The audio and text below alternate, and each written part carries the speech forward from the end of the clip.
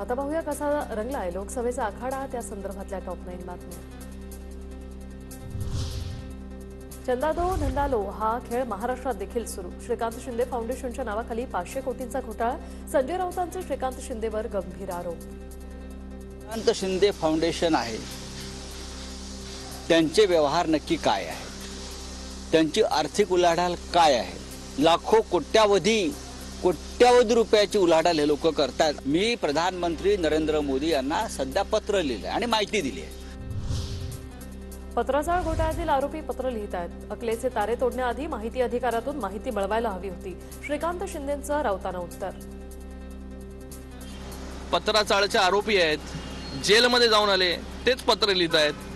आणि मला एवढंच सांगायचं आहे की पत्रे के घर में रहने वाले दूसरे को पत्र जो है वो लिखा नहीं करते।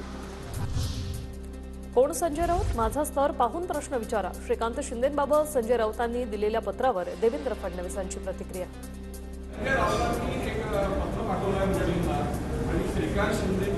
कोण संजय राऊत हो, तुम्ही काय क्वालिटीच्या माणसांबद्दल थोडंसं विचारा। माझा स्तर पाहूनही थोडं विचार। मुंबईत तिकीट वाटपाबाबत काँग्रेसमध्ये संभ्रम, उत्तर मध्य मुंबईतून वर्षा गायकवाड, नसीम खान यांच्या नावाची चर्चा। 24 एप्रिलला राहुल गांधींची सोलापूरमध्ये जाहीर सभा, काँग्रेस उमेदवार प्रणिती शिंदेंसाठी राहुल गांधींची सभा। उपमुख्यमंत्री देवेंद्र फडणवीसांचा उद्या सोलापूरमध्ये रोड शो, फडणवीसांच्या उपस्थितीत राम सातपुते उमेदवारी अर्ज दाखल करणार। निवडणूक जवळ आल्यावर वैभव नाईक मातोश्रीवर निष्ठा दाखवतात, पण वैभव नाईक अर्धा वेळ शिंदेंच्या घराबाहेर असतात, नितेश राणे यांचं वक्तव्य।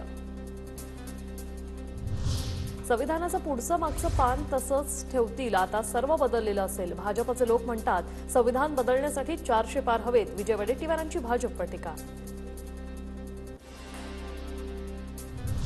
तर संविधान बदलण्याचा आरोप म्हणजे काँग्रेसचा जुमला, मोदींनी 10 वर्ष संविधानाचं रक्षणच केलं, देवेंद्र फडणवीसांचा विजय वडेट्टीवारांच्या आरोपांना उत्तर।